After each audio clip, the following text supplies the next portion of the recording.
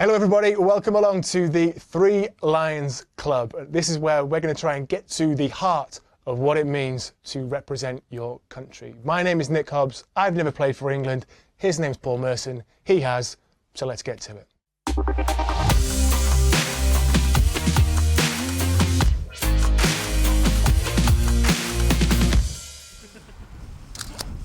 You did have a rare honour of being one of the few people who's actually scored a penalty in a knockout game in a World Cup for England. How was that? You don't get as nervous. That is as nervous as it gets, if I'm being honest. You know when you're on that halfway line and you're waiting to walk down, you know everybody who's sitting in pubs and in their houses and with friends and around people's houses. Every Tottenham fan wants you to score that goal. Put that in perspective. Every Tottenham fan wants you to score. You've never had for that minute, for that minute, for that minute. After that, of course not. People go, oh, what's the difference with the walk from the halfway line? You don't get that in the Premier League or the Football League or Conference. You know, you have a penalty, everybody gets out the box, you put the ball down. You know, you're all standing on the halfway line. You know, if I put a plank down now and I said walk across that plank, you'd walk across it like nothing. But if I put it out, you go, oh, I can't do that. Why can't you? It's still the same. Yeah. Do you know what I mean? So, yeah, probably you're not going to die if you miss the penalty, if I'm being honest. But you get a drift of what I'm saying. So, yeah, it was a relief to score because you just hope it ain't you. How did you control it?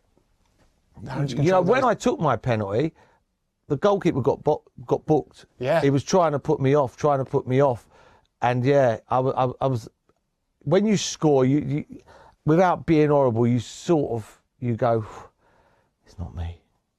It's not me. Do you know what I mean? You do, because it's going to happen to someone, whether it be an Argentinian player or an England player. You don't wish that on anyone. Don't wish it on anyone, but you just think, I've done my job. What did Glenn say to you? He just looked at me in the eyes, just did his thing with his hand, put it on my chest, and he went, you will not miss. Yeah. And if you knew how my brain worked, I knew I was going to score. I'd have bet my life I was going to score. Really? Yeah, bet my life. Wow. And 3 months before that, I had a penalty at Sheffield United for Middlesbrough at Bramall Lane, and I'd bet my life I was going to miss. Well, defeat in this game could be catastrophic for Middlesbrough. The pressure on Merson, and he's missed! Is anything going to go right for Middlesbrough tonight? I knew I couldn't score. I knew I couldn't score. My confidence was shot. And in them days, you couldn't turn around to someone else and say, you take it. In them days, people would have thought you were weak. Not now. You know, people give the penalty to people all the time, and brilliant, fair play. But yeah, it was weird. You know, play at Bramall Lane, knew I couldn't score. Playing the World Cup, I knew I couldn't miss. You know, I remember being on the plane, going to Morocco or somewhere for one of the friendlies before the World Cup, and the plane come in, it was rocking, I mean rocking, and I was like panicking, and Glenn Hoddle just turned around and he went, we will not crash, don't worry. I was like, okay then, all right. All right, and he was very calming, he was good. Glenn was amazing. Yeah. He was amazing. Tactically, you know, to have a player sent off against Argentina, who are a top team, and really should have gone on and won that game. In your time with England, you scored in your first and your full debut. Yeah. You scored in your final ever game. Yeah. If you could relive one game for England, what would you choose?